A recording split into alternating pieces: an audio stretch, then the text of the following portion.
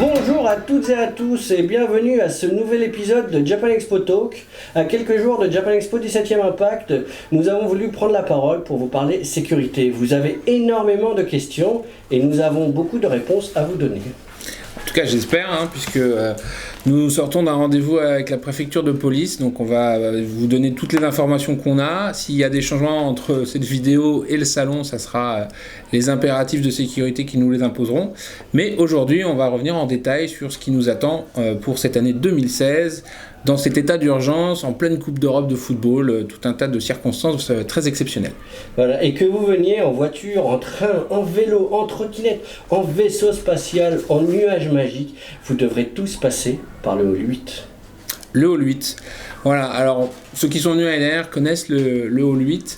On avait mis un contrôle Vigipirate, comme ça s'appelait à l'époque. Là, c'est vraiment un contrôle de sécurité lié à l'état d'urgence qui nous attend, avec plusieurs dispositifs successifs. Et le tout premier s'adresse à tous nos amis qui viennent de province et de l'étranger. Il y a quand même 60% de gens qui viennent de province et 10% de l'étranger. Et donc ces gens-là souvent arrivent avec des grosses valises puisqu'ils n'ont pas encore pris possession de leur chambre d'hôtel. Malheureusement, elles ne sont pas acceptées dans le festival puisqu'il y a des tailles réglementaires sur tout ce qui est sacs et bagages. Mais comme on ne va pas vous empêcher de venir avec, on va vous proposer de les stocker dans une consigne qui sera mise en place par un prestataire et donc qui sera payante, c'est 2 € par objet. Mais voilà, quand vous allez arriver, la première chose qu'on va faire, c'est les gros sacs, les grosses valises, tous les gros bagages. On va vous orienter vers la consigne. Certains seront fouillés de manière aléatoire selon le service de sécurité. Et une fois passé ce premier contrôle avec une redirection des gros bagages, on arrive dans un dispositif plus humain, on va dire, avec tout d'abord deuxième vague de contrôle, ouverture des manteaux pour tout le monde. On est au mois de juillet, donc j'espère que vous serez les manteaux, ça devrait légèrement habillés. Voilà. Et derrière, pour ceux qui ont conservé un sac, puisqu'on tolère certains petits sacs, on va faire ouverture des sacs par des agents de sécurité qui vont contrôler le contenu de ces sacs.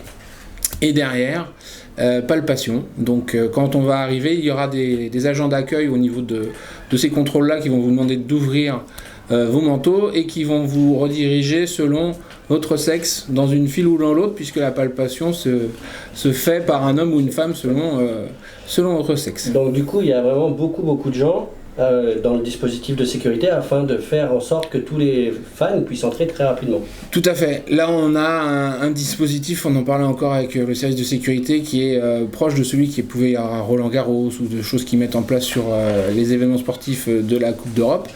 Et du coup, il y a 42 personnes, je crois, quelque chose comme ça, dédiées juste dans le hall 8 à ces contrôles de sécurité. Et donc, c'est plus de 2 fois la quantité de gens qu'il y avait l'année dernière, pour assurer une fluidité maximum. Évidemment, il y aura quand même une attente un petit peu plus longue qu'en temps normal où il n'y avait aucun contrôle. On va tout faire pour que ça reste en dessous de la demi-heure d'attente à partir du moment où on aura ouvert, parce qu'effectivement si vous arrivez à 7h, il y aura forcément au moins 2 heures d'attente.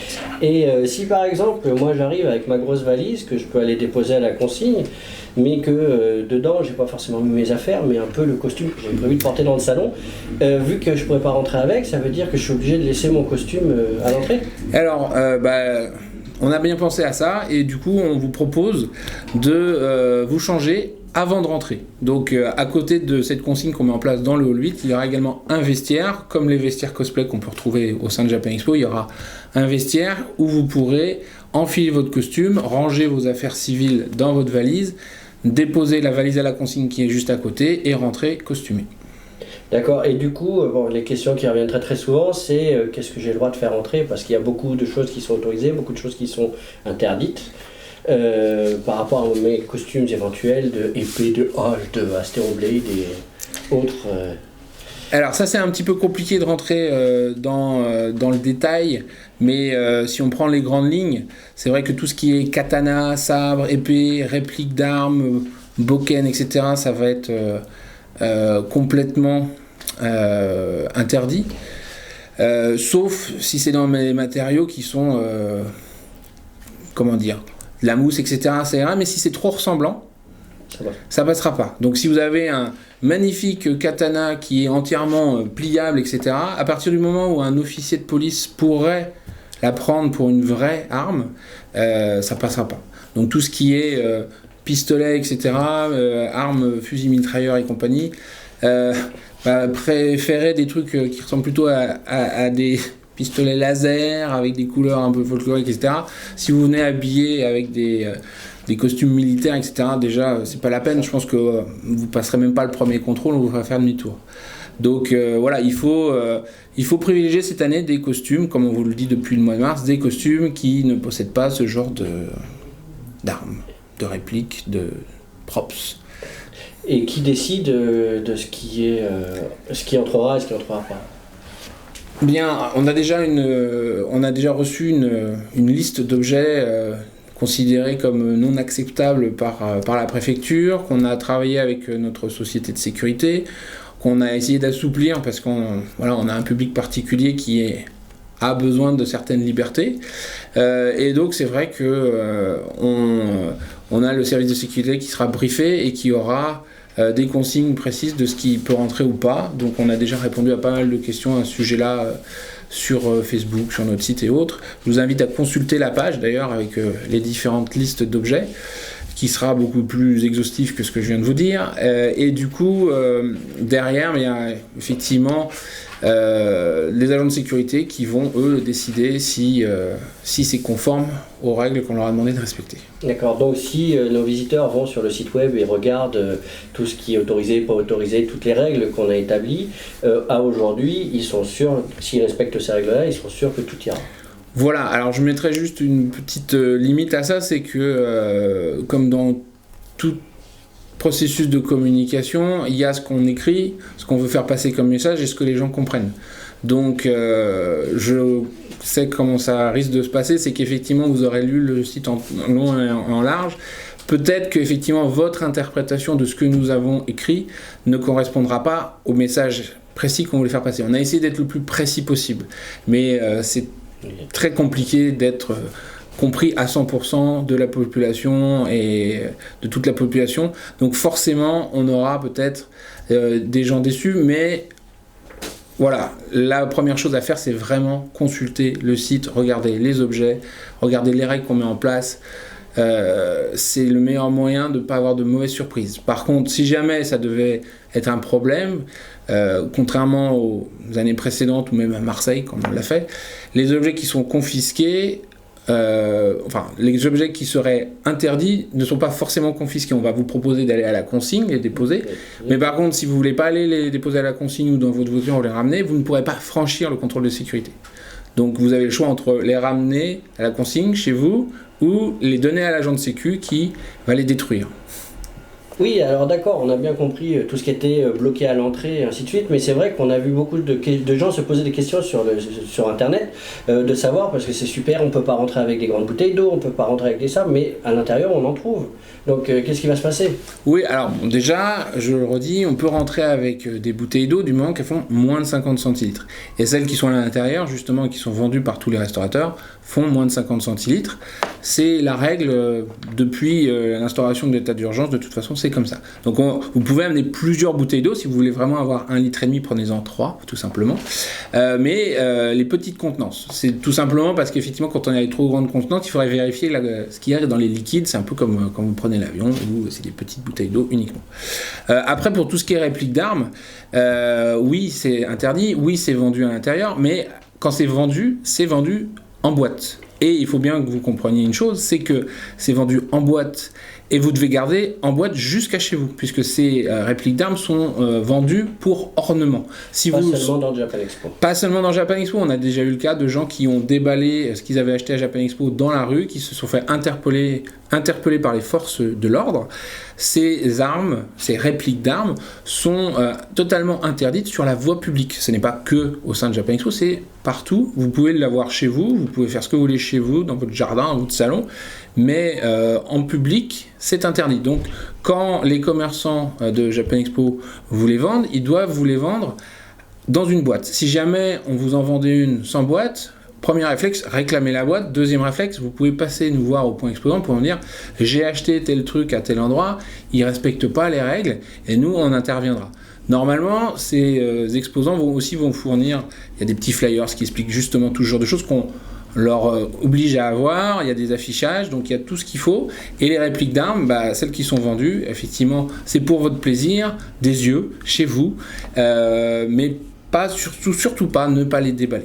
Oui, donc c'est pas à des fins d'utilisation, quoi. C'est pour non, mais alors si la décoration. D'habitude, quand on vous voit en train de les utiliser dans Japan Expo, on vous tire les oreilles, on vous dit si ça recommence, ça va pas être bien. Cette année, on va pas vous tirer les oreilles, on va vous les confisquer, les emmener à la consigne ou à la destruction selon l'humeur et ce que vous aurez fait avec. Et vous serez bien embêté parce qu'on peut aller jusqu'à vous expulser du festival si vous avez vraiment fait des choses qui ne sont pas acceptables. Voilà, donc du coup, on vient de nous parler du Hall 8. Et moi, j'ai pas un bon sens d'orientation. Donc du coup, si jamais j'arrive en voiture ou en RER, qu'est-ce que je dois faire ? Ah, alors cette année, on met en place une équipe orientation, parce que justement, depuis le RER, il y a un accès assez facile. On arrive, on sort, c'est tout de suite à droite, on va rentrer dans le hall 8, c'est assez fléché, il y a des gens. Donc je peux me retrouver. Du RER, c'est peinard. Depuis la voiture, il y a deux options. Quand vous arrivez en voiture et que vous êtes garé, vous pouvez prendre les navettes gratuites qui vous emmènent du parking jusqu'à la petite placette où arrive le RER aussi. Et donc, une fois arrivé là, ça sera facile. Mais il y a aussi beaucoup de gens qui, tous les ans, prennent le chemin piéton. Le chemin piéton, il faut compter une vingtaine de minutes de marche à pied, je pense. Quand on part de tout au bout. Quand on part de tout au bout, si vous parlez de tout au bout, il n'y a pratiquement 2 km à faire à pied, donc il faut le savoir, ça se fait, c'est assez rapide. Et cette année, la nouveauté, c'est que du coup, on va avoir des staffs Japan Expo qui seront là pour vous aiguiller et faciliter le chemin piéton.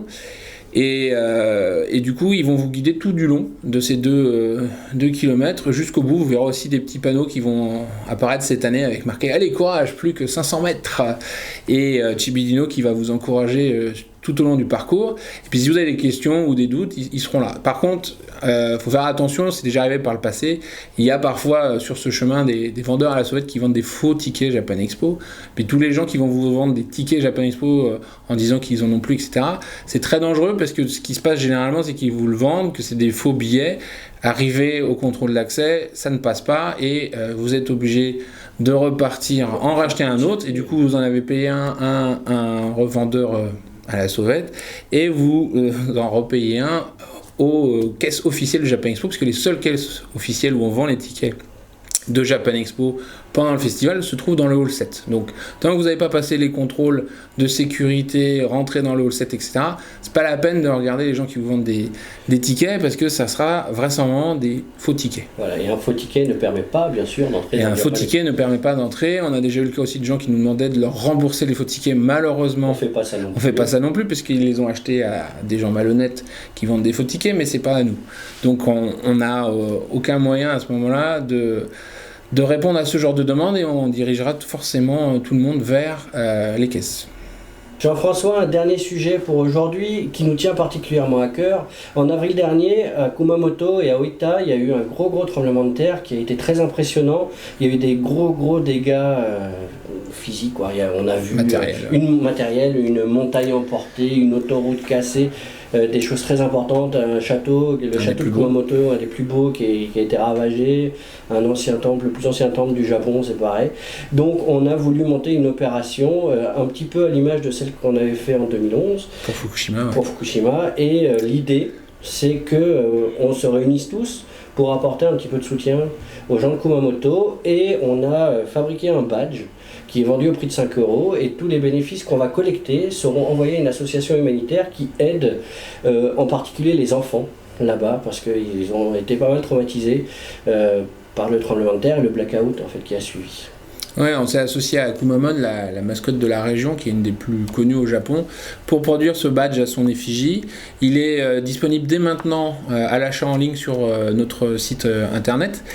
Pour ceux qui ont d'ailleurs acheté le billet dès le début, on les remercie très fort de leur soutien. Il y a eu un petit problème technique au début qui fait qu'ils n'ont pas reçu le papier le PDF à imprimer en papier pour récupérer le badge pendant Japan Expo, il va être disponible très rapidement dans leur compte. Il doit l'être déjà maintenant au moment de la publication de cette vidéo. Donc il suffit qu'ils aillent là-bas pour le télécharger, récupérer cette contre-marque. Cette contre-marque, on la présente à la boutique officielle du festival pour récupérer le badge qu'on a acheté. Et si on ne l'a pas acheté en amont, on peut On peut aussi l'acheter aux caisses du festival et à la boutique officielle directement. Vraiment, merci beaucoup. Si vous avez un petit peu de temps et d'argent, d'acheter ce badge. On a réussi, il y a 4 ans, 3 ans, à réunir une belle somme qui avait aidé un orphelinat à Fukushima. Et on aimerait bien pouvoir faire la même chose à Kumamoto pour cette année. Tout à fait. Donc à Fukushima, l'association Ashinaga avec qui on avait travaillé, on aurait pu leur envoyer un joli chèque de 60 000 €. Donc on espère qu'on pourra en faire autant cette année avec les victimes de ce tremblement de terre dans la région de Kumamoto. Merci à vous. Merci beaucoup. Et voilà, donc c'est tout pour aujourd'hui. J'espère qu'on aura éclairé vos lanternes et que du coup vous pourrez préparer votre venue à Japan Expo dans de meilleures conditions encore. Et nous n'avons plus qu'à vous souhaiter un excellent festival. Les plans, le programme, l'application mobile sont disponibles pour bien vous préparer vivement dans quelques jours. C'est ça. On vous dit au 7 juillet. Au 7 juillet.